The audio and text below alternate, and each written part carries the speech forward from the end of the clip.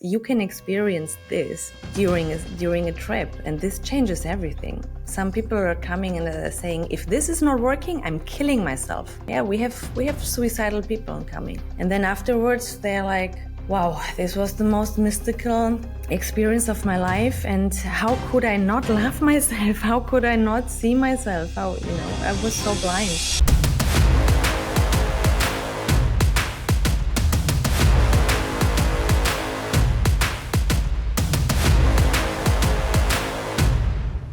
All right, everybody, and welcome back to another episode of the 1% Podcast. I'm your host, Vin, and I'm Shane.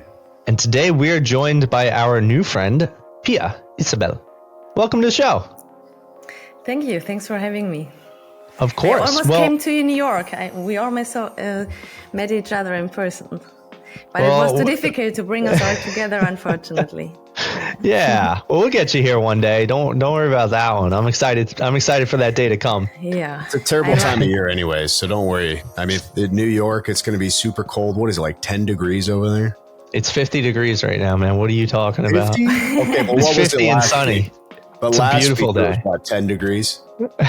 I don't know. Listen, it goes in waves. Yeah. Minus 10 is horrible. Oh yeah. Oof. No, I love New York. I actually only know New York in winter. I haven't been in summer, or spring. For me, New York is always winter. Yeah. See, that's the best time of year. It's magical. I love it. I've never been in winter. But you're in Vegas, right, Shane? I'm in Vegas. Yeah, it's 60 out, 68, probably 67, and I'm stuck inside. So I'm living the dream. Yeah, we have Celsius in Europe, so it's a bit difficult for me to understand what's the weather like. But desert, like Vegas is desert. Yes, it's very dry out here. Very dry. Yeah. Mm-hmm. Yeah, one day I told you guys I would like to assist you to because from you, Vin, I know that you haven't done psychedelics yet. And Shane, what about you? Have you tried? Yes, I've definitely partaken in my earlier years. It's probably been around a decade since my last experience. But I've definitely had some good experiences and some not so great experiences. But I'm curious to find out what you do, and go from there. Yeah. Maybe possibly share some crazy experiences. But before we get into Shane's backstory of being a bad boy, can you tell our audience a little more about yourself, what you're doing, and what you're working on? Yeah, I'm a psychedelic therapist with 30 years of experience with several psychedelic substances. And I'm an entrepreneur as well. So I founded a couple of companies. I'm now running Reality Upgrade with my husband. We host psychedelic retreats all over the world.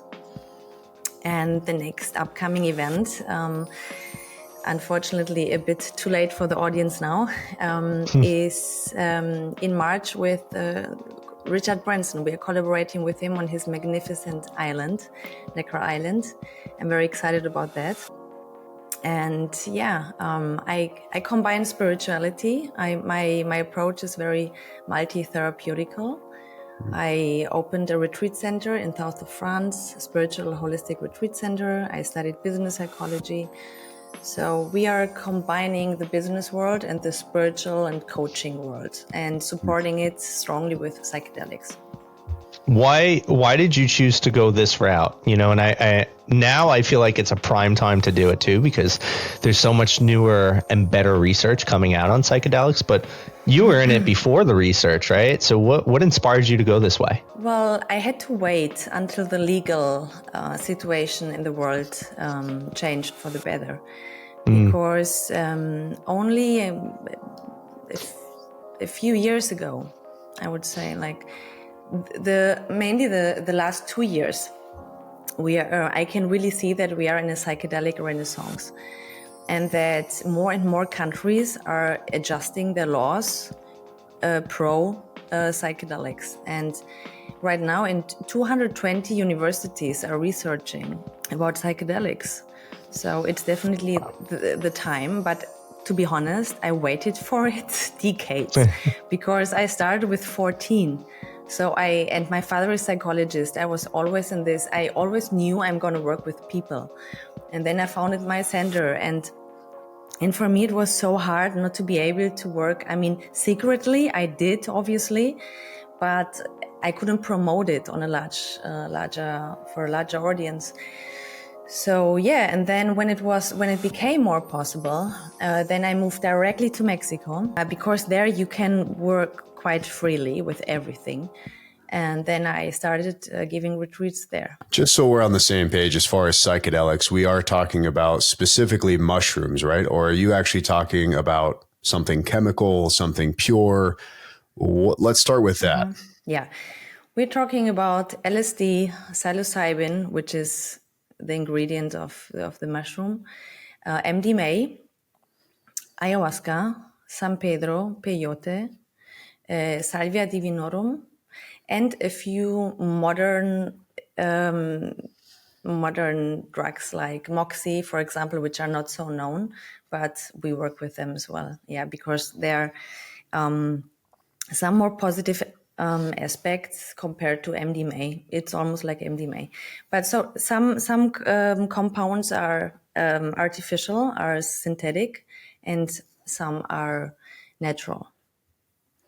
But they stimulate more or less the same regions in the brain, and the endorphins and the neurotransmitters, or what's happening in the brain is the same. So I'm very curious, with my brief experience on, let's just say a few of those and not all of those, they're very different. I mean, even the dosages they provide, different experiences is probably the best word for it. And especially in America, where something like MDMA was completely frowned upon up till recently, where you're hearing it come out of the woodwork, just like you said, the past few years. And now it's just hearing more stories and experiences about what's happening. I'm just curious on how is this a controlled environment, these retreats? And I'm very curious on how you actually relate business to it. Because with my experience and even talking to people who still do psychedelics, it's all about spirituality. It's all about finding themselves or the meaning of life or their purpose or whatever it may be. So it sounds like you combine this with also business for entrepreneurs and for business owners as well. So I'm just very curious on how you focus that in, if that makes sense. The event we are having with Richard Branson is called Iconic Leadership Summit.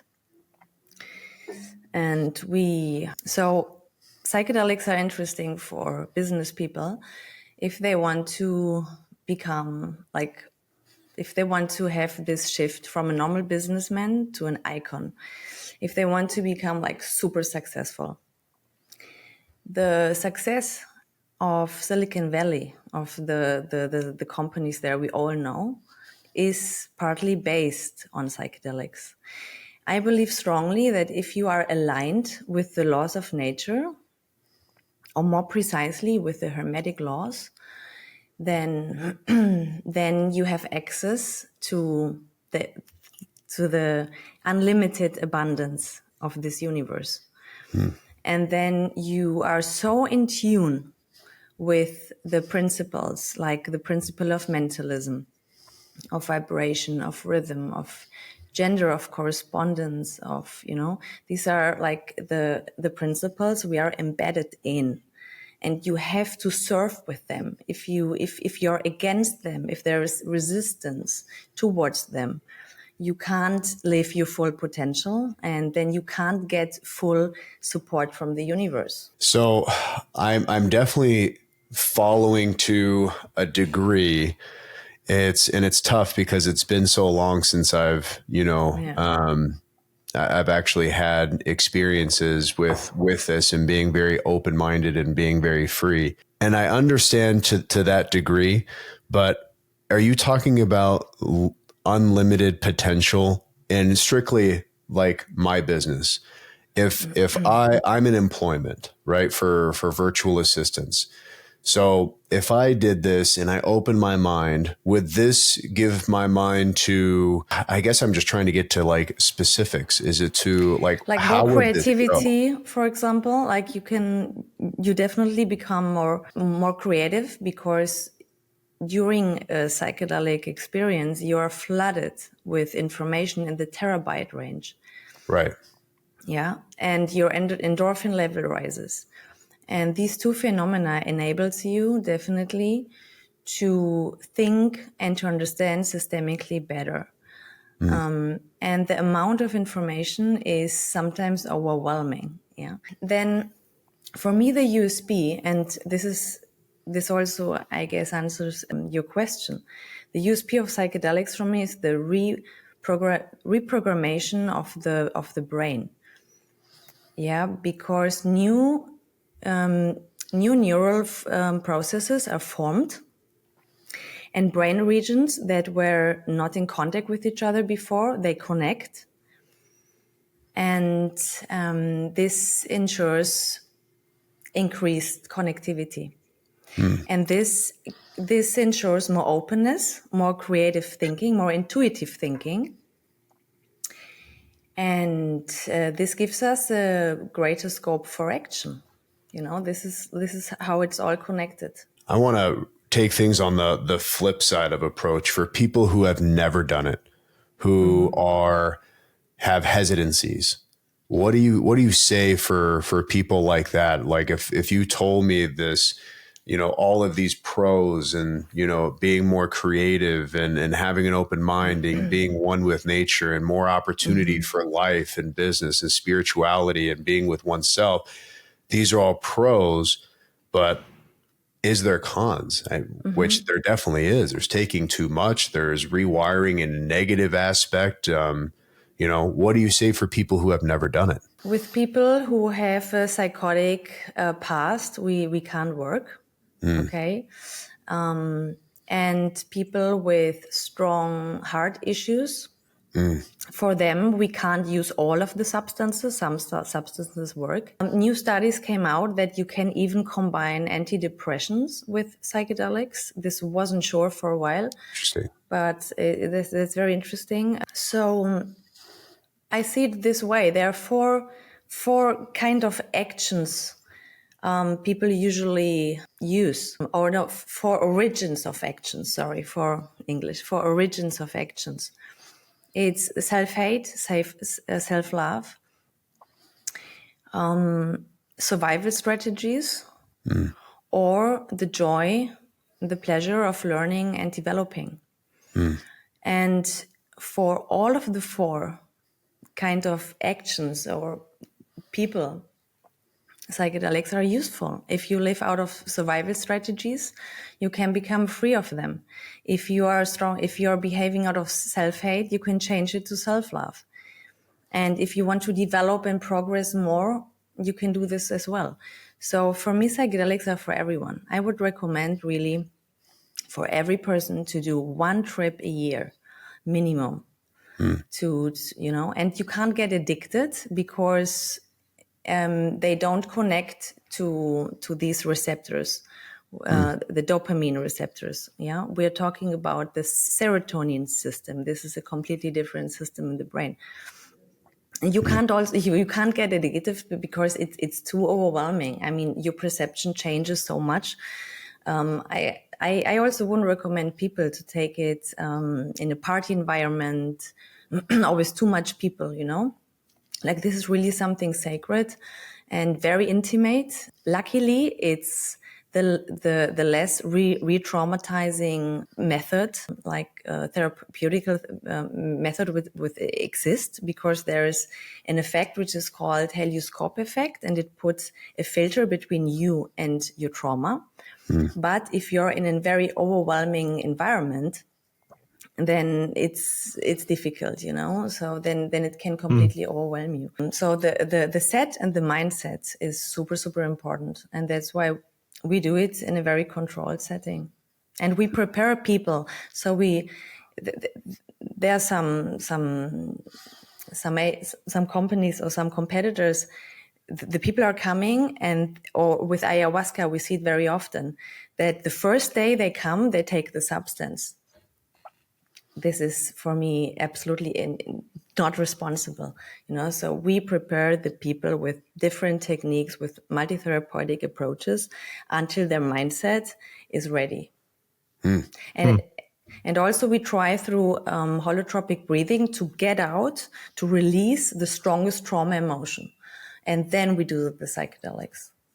And then the trip is smoother automatically. Very interesting. I'm curious, what I've come to find through just learning, not experience, is psychedelics are really great for helping people break through those massive barriers. I'm curious, do you think that people could have breakthroughs just as well, just as quickly, just as powerful without the use of psychedelics? Do you think that we as humans are capable of having that same power through will and introspectiveness, or do you believe that we do need that assistance from psychedelics? I think that most of the people nowadays, under these circumstances we're facing, need the help of psychedelics. What makes psychedelics so heroic for me is that they address all the pillars of resilience. For me, there are 4 areas which we inevitably face if we want to become a resilient person. The first is mental health, dealing with trauma issues, emotions. The second is universal reality. What about our mindset? Is it aligned with the laws of nature? The third is self-awareness and self-knowledge. Do we live our conditioned identity, or do we live our true self? The fourth I call brain flow. How can we break our neurological boundaries?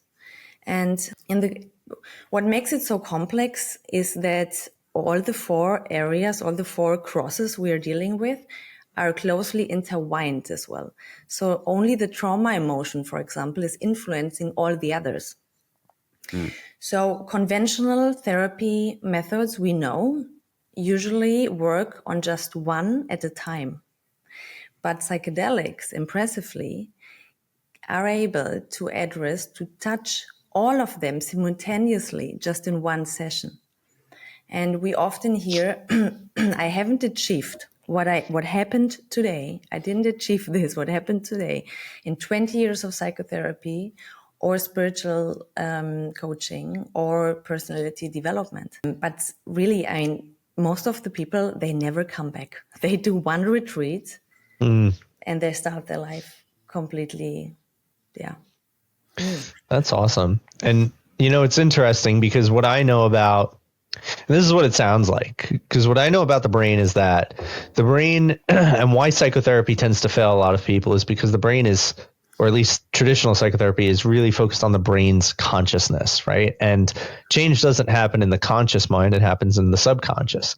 But even deeper than that, in the subconscious is the experiences being stored, the emotions, the energy with it.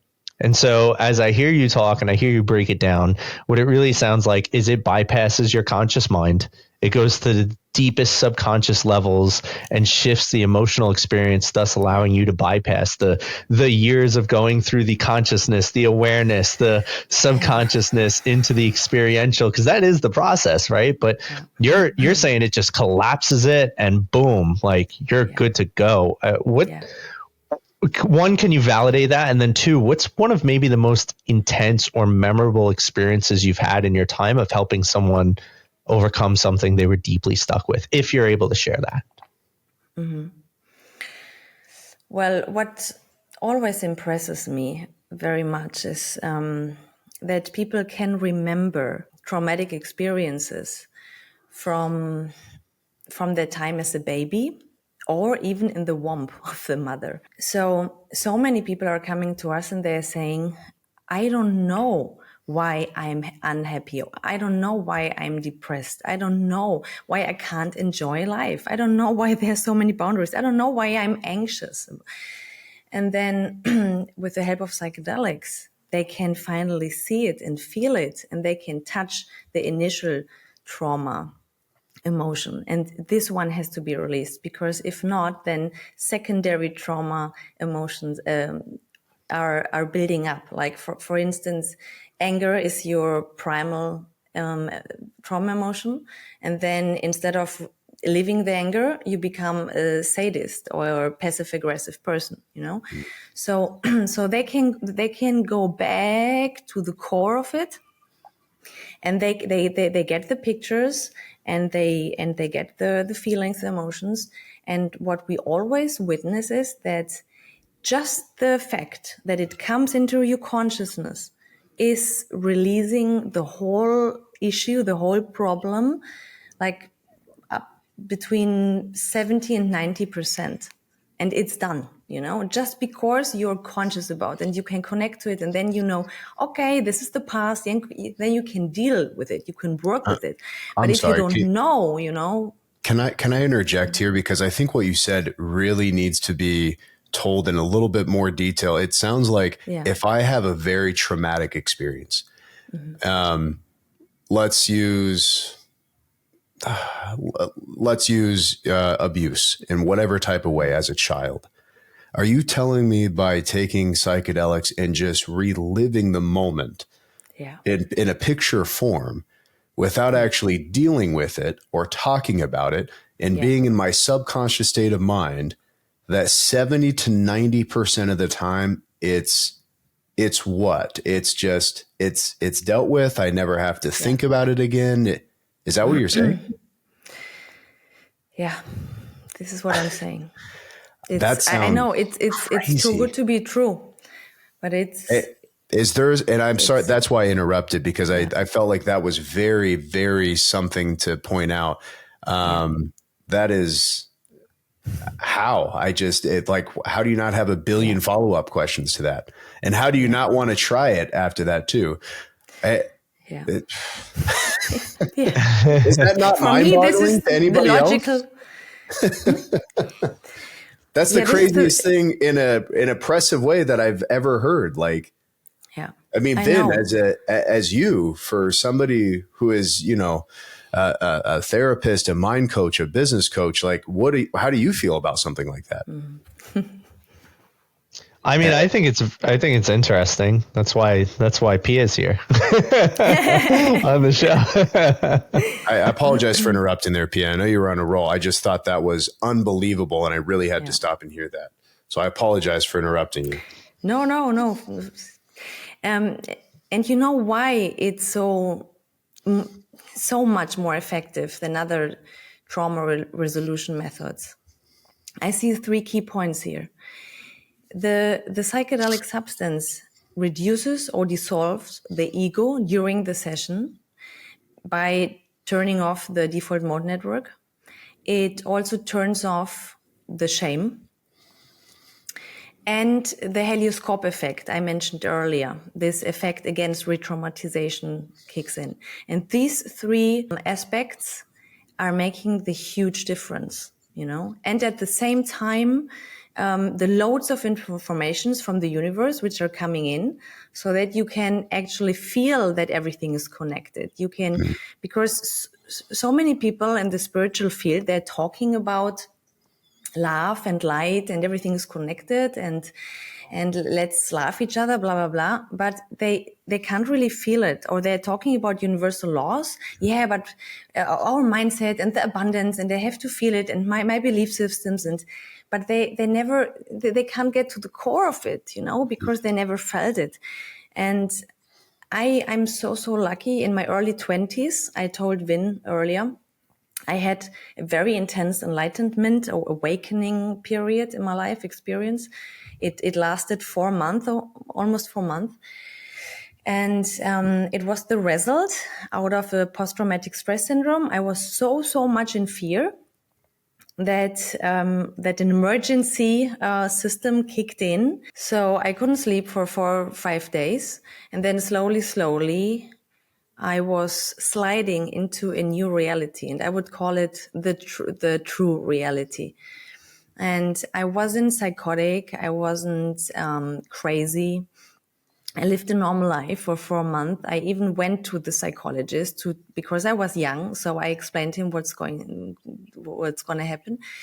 or what's happening. And he said, well, this is a spiritual awakening, so it's okay, don't worry. And during this time, I really felt how the universe feels. I really felt the universal love. I felt that all the energies. I felt my power, my creational power. I felt that I'm able to move matter if I want. You know, I felt the hermetic law of mentalism, that the universe is mental. It's not organic. It's like a hologram.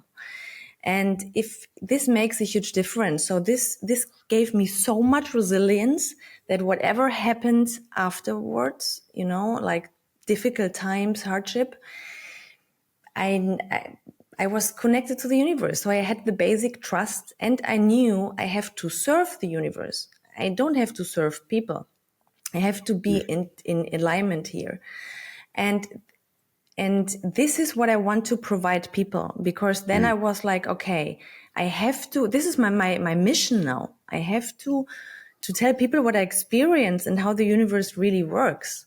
And thanks to psychedelics, I can do this now, you know, because you can experience this during a trip, and this changes everything. Some people are coming and saying, if this is not working, I'm killing myself. Yeah, we have suicidal people coming. And then afterwards, they're like, wow, this was the most mystical experience of my life. And how could I not love myself? How could I not see myself? How, you know, I was so blind. Wow. But before we get into these retreats and, you know, what specifically they do, I'd like to talk about a couple of the good experiences that I've had with mushrooms, specifically mushrooms. And the mushrooms that I've taken are, for a few hours, you're on this experience, and it's everything that you're saying as far as the right environment. Me, I love being outdoors. I love being in nature. Everything becomes very vibrant as far as the colors, and your internal thoughts kind of take over, which is, you know, as we're talking about the subconscious here. What I really want to talk about, though, is because I kind of related to something here. I haven't gotten, you know, this spiritual enlightenment. Obviously, I've only dabbled with mushrooms at my, you know, young psychedelic phases. So I haven't, you know, done the lineup here, but I'm very curious to find out more. I felt that when I was done, I felt that 10 pounds were lifted off of my chest. And I couldn't tell you specifics, though. And I feel like that's very important for me, for mine, that I didn't relive any sort of bad experiences, at least from what I remember. But I remember feeling eternal peace. And I remember feeling very happy and vibrant with my life, with how everything was going, that nothing could bother me in the world. And I felt that way for probably 2 or 3 days until I had to get back to reality, get back to the matrix of, you know, of what this is. So I just wanted to share my personal, very small stories, my good stories that I've had with psychedelics.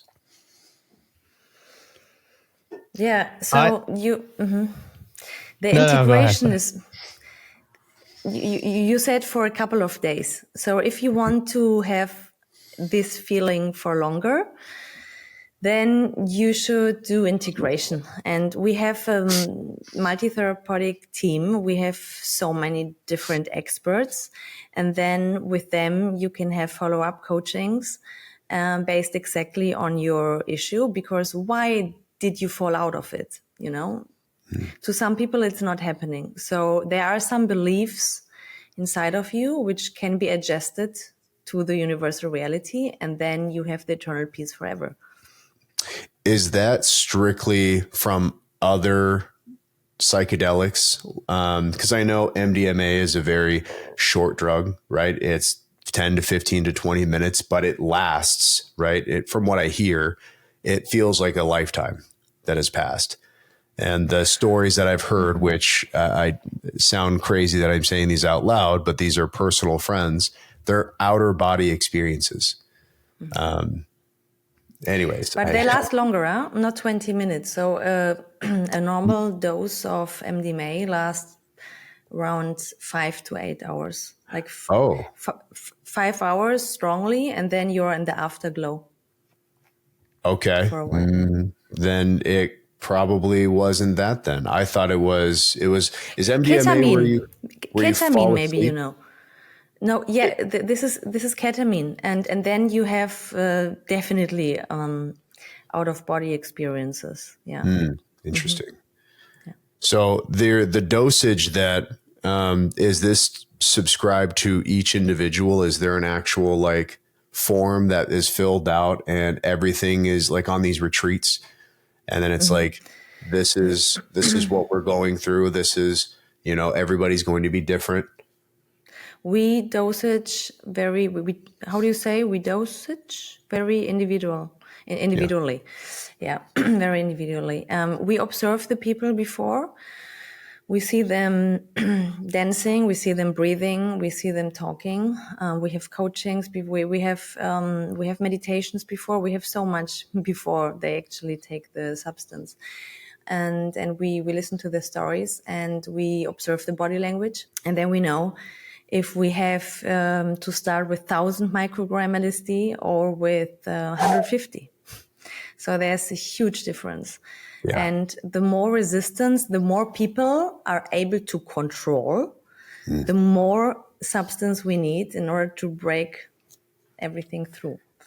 That's also something that I have noticed and that's funny that you bring it up, because strictly that's something that I have noticed when taking the psychedelics, is that I was always in control because I wanted to be. So regardless of my good feelings and the good vibes and being with nature and friendly people environment, I know that I was always in control of myself. So I think that's what you're saying. That's what you shouldn't be doing. Yeah, the effect is more beneficial if you really completely let go. That's so hard. You just trust the universe. And that's so hard to do. How do you do that? How do you just accept it? I'm freezing. I think that's. Oh, you're okay. I was just. How do you just finally just say, I'm ready. Do it. Yeah. Take over. Let's see. Because is it not like a rolling of the dice? Is it not rewired in a negative way? What if my traumas, I'm reliving them? Like, is it a roll the dice experience, or is it going to be a positive outcome? I think that's probably the biggest question I can ask you today. Yeah. There is luckily only a positive outcome here. There is no negative outcome. If you let go, if you trust, if you let your body shake the trauma out of your body, the body starts to shake if there's trauma. If there isn't trauma, no. But if there's trauma, the body shakes sometimes for 10 hours. You can also start to vomit, for example. There are some substances which help you to throw it out, to throw your shit out. Yeah. And you feel so relieved afterwards and you know yourself better. Some people are entering into the session and they're like, no fear, all good, give me a high dosage. I really want to fly. And then they realize, fuck, I'm scared to hell. And then these are sometimes the ones which are like more frightened than the others who said, oh, I have respect, So, and then this person got a very honest reflection of himself, of herself. So there is no negative. As I said, the re-traumatization is not a thing here. It can't, because there is this filter effect, So you're going into your higher self, and from your higher perspective, you're watching the little I, the little self, experiencing something traumatic. But it's embedded in this huge realm of the universe. And then it becomes so little. It becomes so, like there's a different perspective towards it afterwards. And some people, they're going in with the topic into the session. And then we ask them during the session, and what about this? What about your relationship with your husband? And then the woman is like, what? This? Oh no, forget about it. I'm completely elsewhere. So this is nothing, you know? So yeah, but what you mentioned, what you asked was how is the process of letting go? And we very often we dosage little by little. So we don't give the full dosage in the beginning, you know. In some cases, yes, because we know that it's necessary. But but we can get higher together with the patient, with the client, and they realize while they are diving into this trip that the more they let go, the better it is. And then and they really want to stop clinging, they want to stop controlling, then they are, please give me more. And some people, they want so much until the self is completely gone and they are just pure consciousness and pure energy. And when the body comes back, they are sometimes like, oh no, I don't want the body. Oh no, please, can you give me more? And then we're like, well, it's not possible because it's now like 8 hours later. So we have to stop here. You know? I couldn't imagine being in that feeling. That's unbelievable. It is very interesting. You know, I have a question that's coming up for me, and I'm curious if any of our listeners are wondering about this. A lot of religions speak very against this. Like, you know, Christianity, for instance, would say that what you're doing is basically the equivalent of worshiping Satan. You know, if you like crystals and rocks, you're going to hell. What do you think about that stuff? How do you think, you know, there is an opportunity for maybe somebody who does have some form of a devout belief in an organized religion and this form of healing? Like, is it possible to have both, or do you think they would have to some degree forego some of their religious beliefs to embrace this type of healing? This is a very beautiful question. I love it. Thank you so much. It's important. Sometimes we have very religious people in our retreats and even priests. And this question is very important for them, very real. So they, after the psychedelic experience, they realize that it's completely combinable. They are like, I think now I met God for the first time. You know, they understand that to be 100% or as much as you can connected with your own consciousness and being your true self is what a real religion should target. And that it's the most divine thing you can experience. And for me, like, religion in its core goal, the purest form is nothing else than the spirituality you can face on a trip. But some institutions, they abused the belief, or they abused people believing. And for me, the Catholic Church built an empire on two emotions, on shame and guilt. And if you have people in guilt and in shame, then you can control them very well, because this is the lowest vibration a person can vibrate in. You know, like, you can measure emotions, and these are like, you have no power at all. So if people are becoming aware of themselves, if people are becoming independent and they can self-empower them, then you can't manipulate them anymore. And that's why many religious institutions are saying don't do this, because they are going to lose their audience. So therefore, there are a few which are working with these substances. You know, like in Africa with iboga. This is one of the most potent psychedelic plants you can find. Or there are religious groups, they work with ayahuasca. And these are, for me, the real, like, you should follow them. Like, they really want the best for the people. Love it. So such an insightful interesting episode. I know that you and I had talked, and I said we'll have to have you back because I know an in-person one will be a lot of fun, and we'll have to figure that out eventually in the future. When Shane and I start doing some in-person stuff. You'll be one of the first people we call for episode 2 for sure. If we're doing an in-person one, Pia, we're doing an in-person one. You know what I mean? This is what I suggested to Vin. I said, guys, before the interview, we do it a few days before, and then you can report, to the audience what happened. So I would love to do this experience. I don't know if Vin's this experiment, but I'm definitely in. I want to try it. I've tried it before. Okay. I've had a bad experience before, but I've had great experiences 90% of the time in the 5 times that I've done it. Yeah. So I am open to it. You only live once. Shane's ready. Exactly. Shane's so ready. Absolutely. Yeah, he's ready. I truly am. I love the open-mindedness. I'm tired of the same daily matrix that, we're currently involved in here. I've loved the feelings that I've currently have from the small dosage that I've done, and I'm open. Absolutely. 100%. Wonderful. I'm super happy to assist you.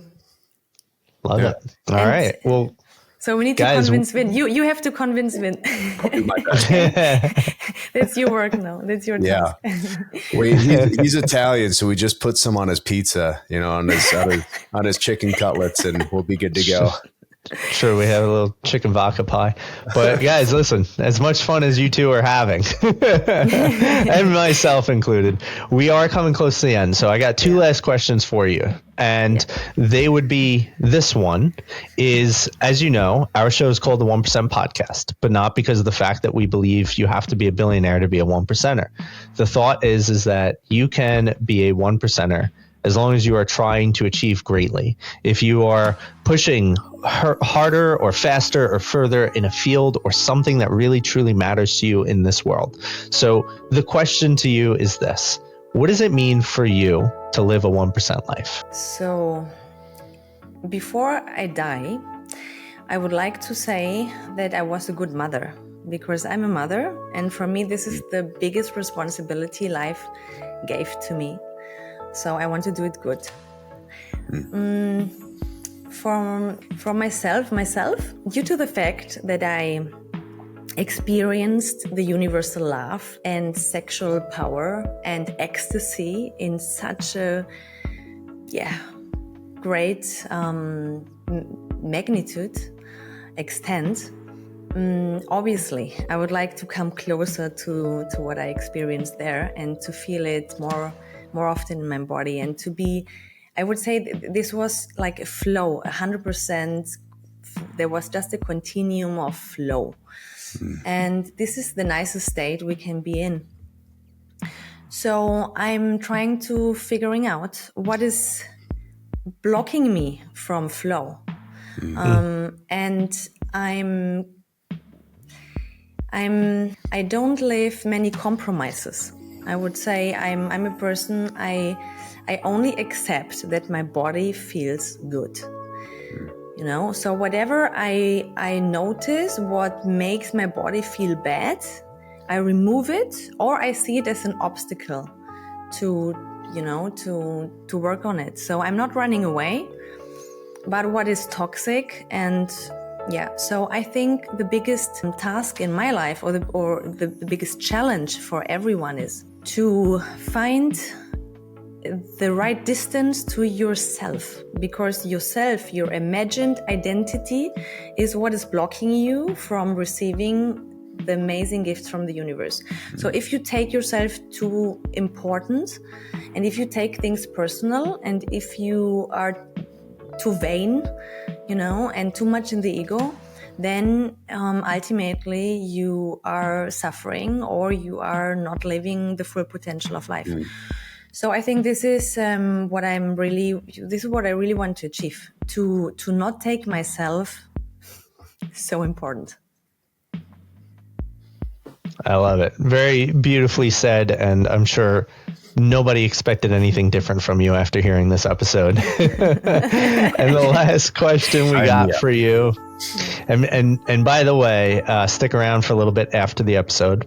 We got a few things to talk to you about. But last question we got for you is, how can our viewers or anybody get in touch with you, participate in some of these events you host? How can people get into your universe? What are some of the best ways to connect, find you, or potentially grab an offer you have? So yeah, you can obviously visit the website realityupgrade.com/en. And there you can see where we host retreats. We host retreats worldwide, in the Caribbean, in Mexico, in the Netherlands. In the Netherlands on a monthly base, actually. And if you don't want to have this experience in a group, if you prefer a more private setting, I do one-to-one sessions as well. And for leaders, I work in one-to-one sessions with my husband together.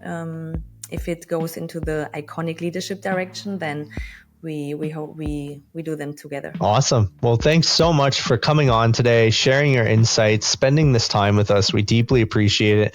I hope the audience got a ton of value. In fact, that's a stupid thing. I know they got a ton of value out of this. Guys, you have to go check out her stuff. Go see what the events are about. Go visit her socials. Consume her free content. I'm sure it will be life-changing for all of you. And as always, thank you so much for joining us on another episode of the 1% Podcast. Please like, follow, share, subscribe, comment, connect with us. Let us know what you thought of the episode. Let us know what you thought of our friend here. And we'll see you on the next one. As always, I'm your host, Finn, and I'm Shane. And that was Pia. See you later, everybody. Bye, guys. Bye.